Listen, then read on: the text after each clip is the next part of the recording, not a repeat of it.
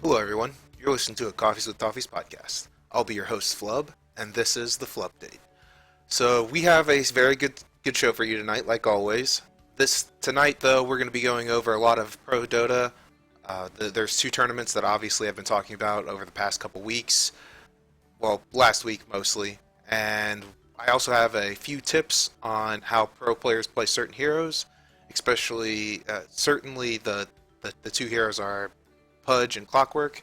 And lastly, we're going to be talking about our question of the week.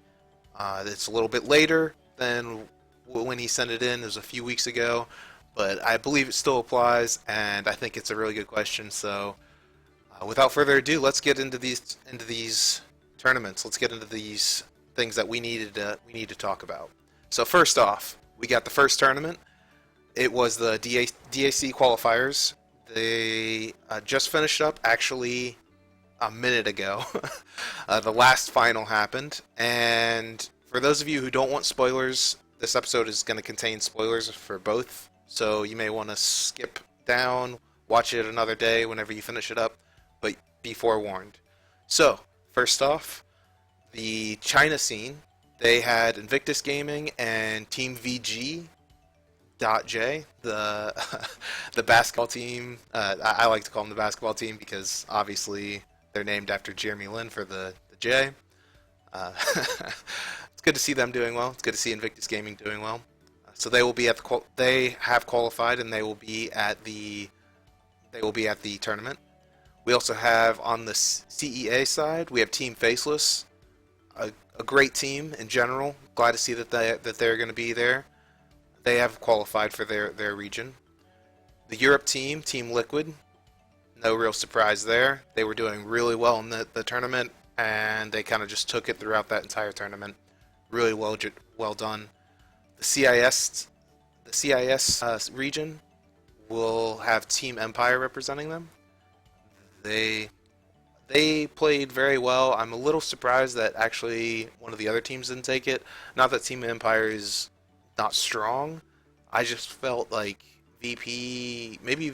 I mean, VP hasn't had a very super strong output in a little while, but I just don't want to give up on them, and I think that they still have a chance. And there's a couple other teams that I was very surprised that they beat out, but they're proving that they're a good team, and I'm happy to see that they're going to be representing the CIS side.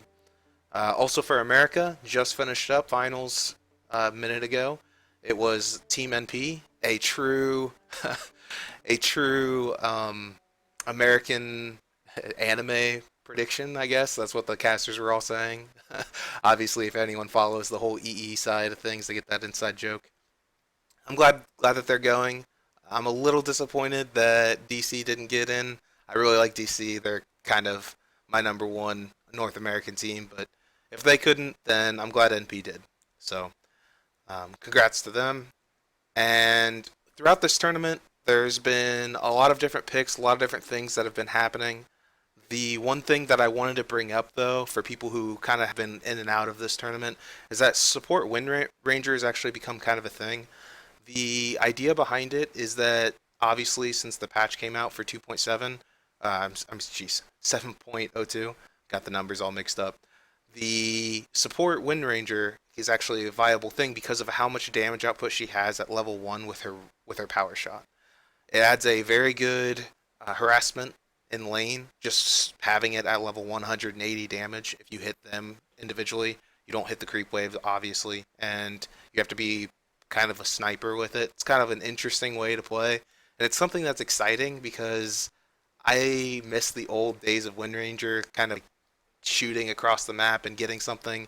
Obviously, that still existed, but as a support, that's kind of a more viable thing that'll happen within games a lot more.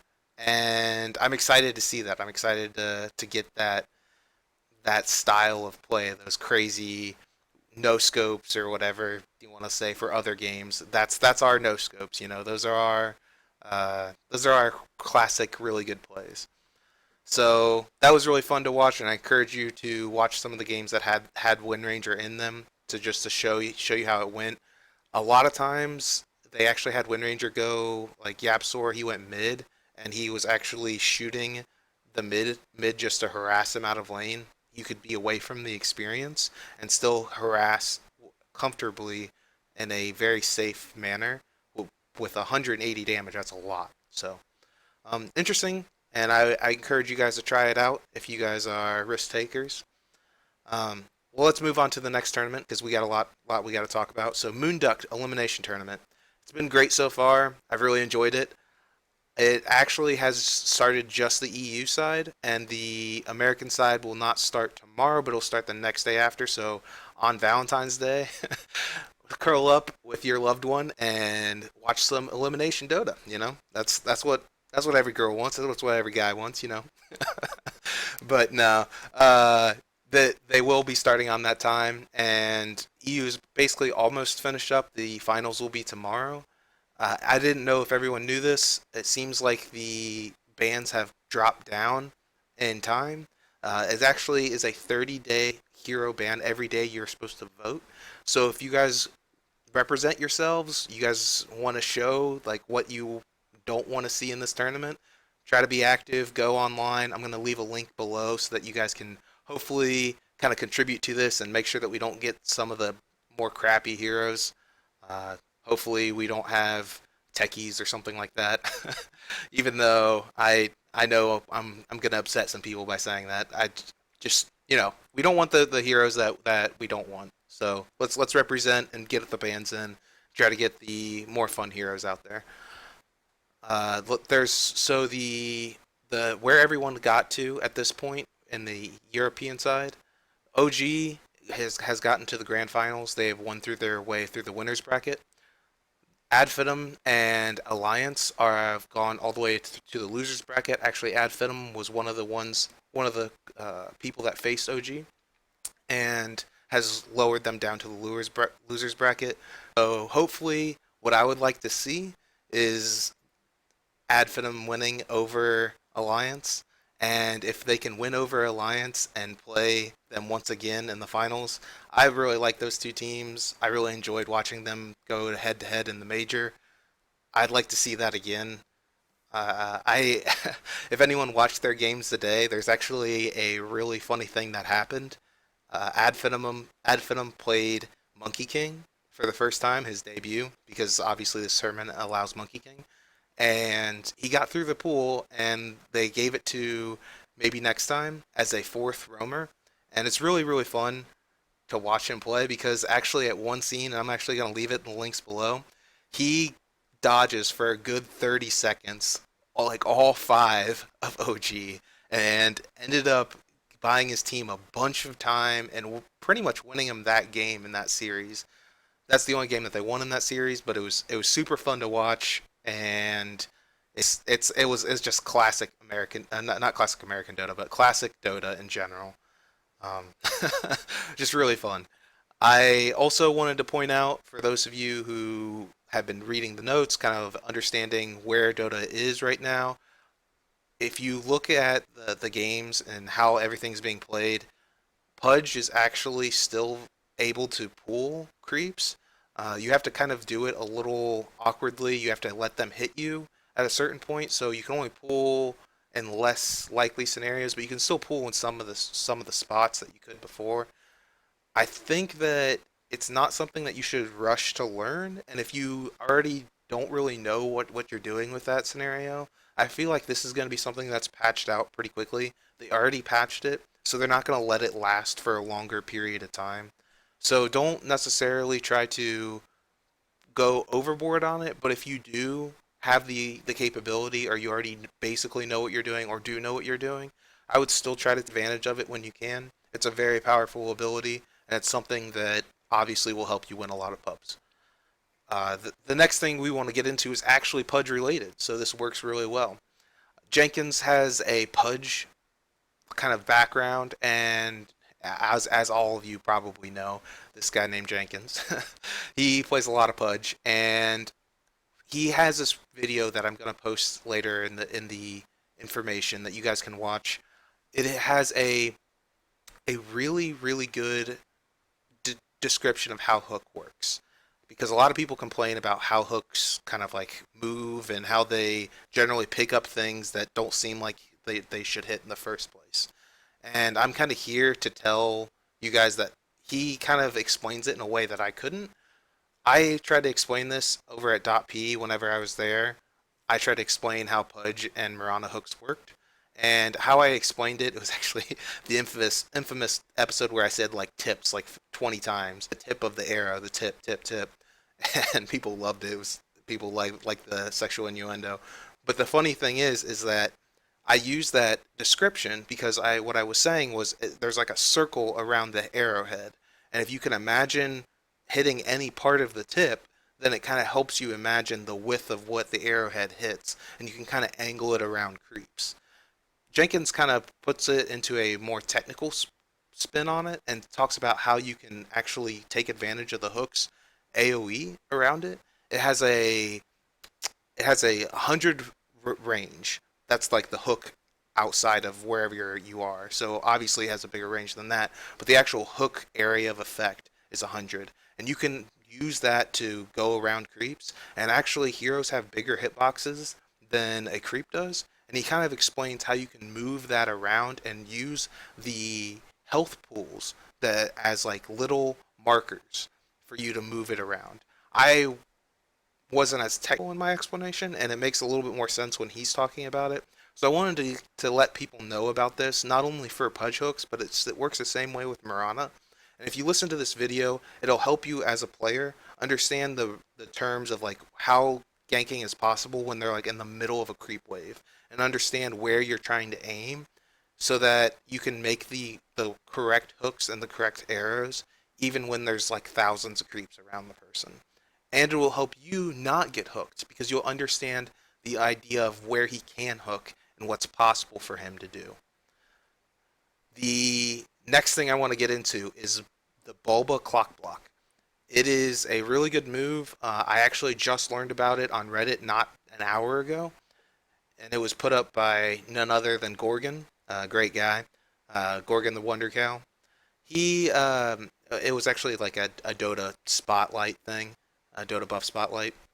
And it's really cool because if you look at how Bulba does it, is as he spawn, he puts up his cogs to keep the creeps in, but he also hits the shrine immediately, gaining the mana back that you would need, which I didn't even think about using that, which is an incredible move. And if you do that at the right time, you can deny the cog, and you can kind of funnel them into an area not only with cogs but with the buildings, kind of to help you guide the whole cog block in the beginning and move them out in a certain way and keep them all lined up for a while, and then get another cog off of that.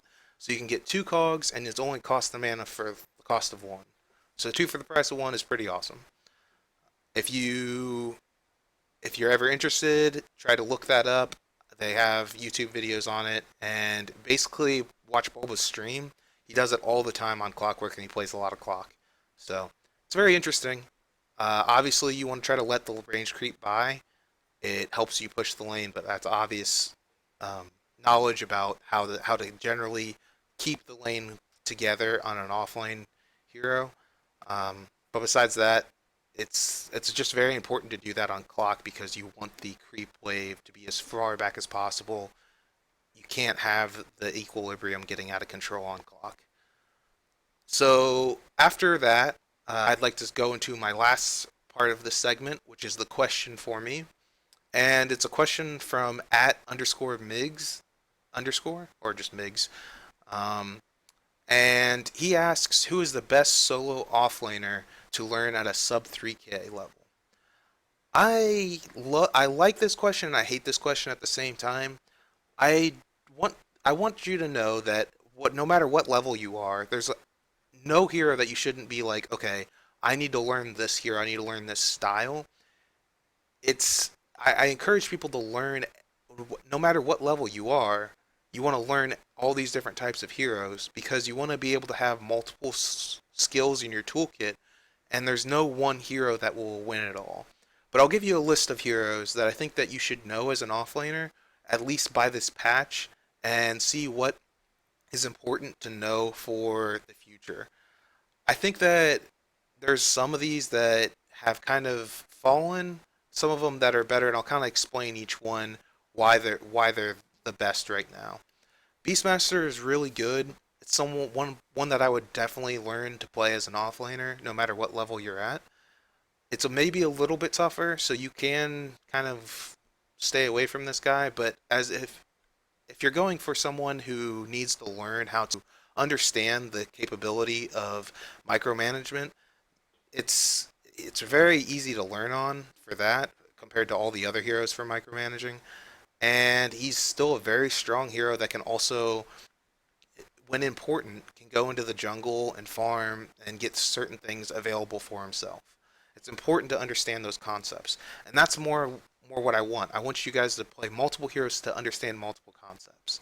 Clock is another one that's very good right now. With the buffs, Beastmaster and Clock both got kind of something out of this patch that just happened recently, the 7.02. I think that Clock in general, obviously with the whole Bulba stacking rule and just how he fits into the meta right now, I think that you should definitely try to learn him, his style, and how to generally keep the lane at the right equilibrium, because that's kind of what he's most important about in the early game. And understanding how to initiate is very important. Axe is also one that's very good to learn. Obviously, he's one that I kind of put lower on the list because I don't want people to generally use him, because a lot of times people at a lower level, for some reason, there's a understanding where they don't understand when to go out of lane and when to stay in lane, as to opposed to another player at a different level. Now, I know I just said that obviously, and this advice goes for anyone no matter what MMR they're at, but I don't want to suggest things to people who already have a tough time at doing something, and it's better to learn from other ways to go around. That being said, Axe is one of the best to just able to go into the jungle when he needs to. And if you can learn the pooling and stacking and understanding how big of waves you can take and when it's right to go up on the person and how Axe fits good versus people like Slark and things that are popular in the meta right now, I think that he's pretty strong. And I think that it's good to know who and how to play him, versus who to play him versus and how to play him. Another hero that I really enjoy and I think that is very good is Darkseer. I think that it's very important to understand how to take advantage of Ion Shell and how to push the lane and how that potential moves within the game. He did get nerfed by this last patch, and that's why he's lower on the list in general for me. Because if you have a Darkseer, you have to manage your mana more, which kind of makes him an important one to know. Still, it's just not as easy as it was, and I don't want to suggest it to you as something that you want to play unless you understand the little nuances of how to play him. He's still very good, and he's still a very good team fighter and very important in the meta right now. So he's another good pick. Sladar is someone that's very strong. I think that he has a decent time going to the jungle. There's a little trick that you generally can pick up if you need to. There's little ways that you can go around how he generally plays. I think that he's probably the hardest to understand how to jungle with, though, out of all these that I have as suggestions. And he has a little tough time, but he is very strong right now in the meta. Maybe stronger than any of these heroes singly. And any one of them, I think he's stronger than. And his potential right now is pretty scary. I ban him probably 50% of games because I just don't want to see him. And if I do see him, he is a terror, and generally I'm probably going to pick him just because of that, whether it's support or offline. There's four that I don't want to go too far into, but they are things that I would suggest maybe having in your back pocket. There aren't ones that you should generally practice all the time. It's maybe something cool that you could have whenever you need this type of hero. And that would be Enigma, Monkey King, Omni, and Legion. And I'll explain a little bit why that's important. Enigma kind of helps you control the equilibrium, canceling your own creep and understanding how you can pull and when you can fight without having the safety net of a actual escape. Monkey King is really great to have because obviously he's king of escape and running around and doing all this fancy jazz and just a really annoying hero in general. The way to play him can be daunting though for some players, and he can die quite often versus the wrong setup. So I don't have him as a top list because of that. Omni is just really good, and if you can understand how to play him off lane and play him as support, he can win you some easy MMR. And I mean, speak for itself for so long. Like he's been on the top of the charts for I feel like 2 years, 3 years, something insane. Because even though they like tweak him around a little bit, he's just so his core concept is so good, and having one in the off lane or as a support is an incredible thing to have. Legion obviously is someone that's great. I like as one even in the jungle. I'll even be that guy that says Legion in the jungle actually can work sometimes if you know what you're doing and you rotate correctly. Too often do I have people play, excuse me. Too often do I have people play Legion and they kind of just get to a point where they don't have the right movement rotation on when to actually help in the safe lane. And sometimes it's actually okay to help the safe lane before you're level 6. Sometimes it's not. And if you can understand those rotation ideas, whether you're jungle or as a farmer or as an offlaner, then it's very crucial to the team. And especially in pubs, sometimes it can last really long, just because people always want to farm, especially sub 3K. It's good to have that in your back pocket because she gets that plus 50 damage when you're doing it right.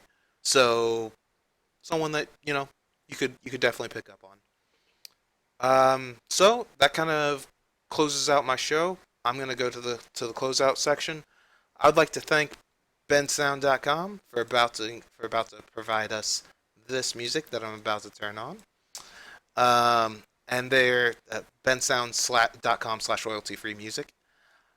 I would also like to point out that you can help us out by subscribing to any of our videos on our Twitch channel, twitch.tv/toffees underscore Dota 2.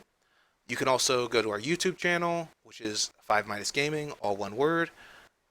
You can also give to our Patreon if you're feeling extra generous, www.patreon.com/toffees. If you have any questions for me, Toffees, or me or Toffees, you can follow Toffees at Toffees TV, and you can follow me on my Twitter at Flubdota. If you have any questions for the Flupdate, just questions for me in general, I would just need questions, whatever you want to ask me. You can always send them to me on my Twitter handle, or you can send them to my email at crazyflub underscore at crazy not his at crazyflub crazyflub at gmail.com. Man, screwing it all up. But you can send all your questions and concerns there. Anything that you want to say, any suggestions that you have to make this show run smoother, anything that you want to know, let me know. And you have now been updated. I hope that you guys have had a great night. I certainly have. And I'll see you next Sunday.